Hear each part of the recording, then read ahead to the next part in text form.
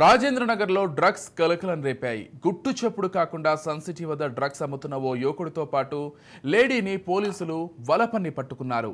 ఈ సంఘటన రాజేంద్రనగర్ సమీపంలోని సన్ సిటీ వద్ద చోటు చేసుకుంది. ఓ ఈవెంట్ మేనేజర్కి డ్రగ్స్ విక్రయిస్తుండగా పక్కా సమాచారంతో శంషాబాద్ ఎక్సైజ్ పోలీసులకు రెడ్ హ్యాండెడ్గా చిక్కారు.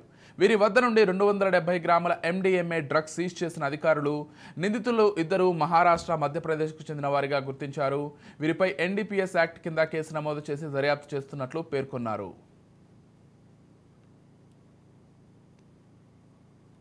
2024 రోజు ఒక సమాచారం వచ్చింది. సన్ సిటీ బండ్లగూడ జాగిర్ పరిధిలో ఒక నార్కోటిక్ డ్రగ్స్ అమ్ముతున్నారని, సరఫరా చేస్తున్నారనే సమాచారం రావడంతో ఒక టీంను ఫామ్ చేసి అక్కడికి పంపించడం జరిగింది.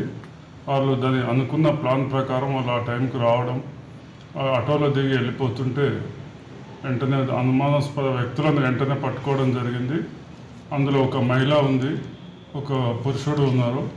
వాళ్ళ దగ్గర ఉన్న బ్యాగును తీసి చూస్తే దానిలో 270 గ్రామ్స్ MDMA ఉన్నట్టు నిర్ధారణ చేసుకున్నాం.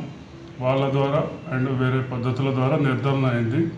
దాని వర్త్ మార్కెట్లో సుమారు 20 లక్షల పైన ఉంటుంది.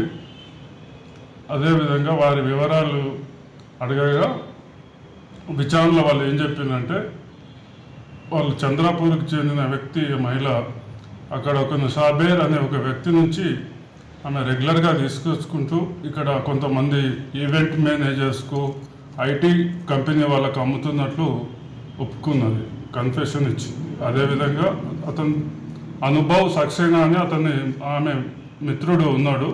వాళ్ళిద్దరు కలిసి ఈ వచ్చిన ప్రాఫిట్ను పంచుకుంటున్నారు.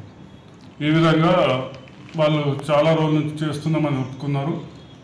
దానిలో భాగంగా వాళ్ళని అరెస్ట్ చేసి అది ప్రాపర్టీని, వాళ్ళ ఫోన్లను, వాళ్ళ కాంటాక్ట్ నెంబర్స్ను అన్నీ తీసుకోవడం జరిగింది.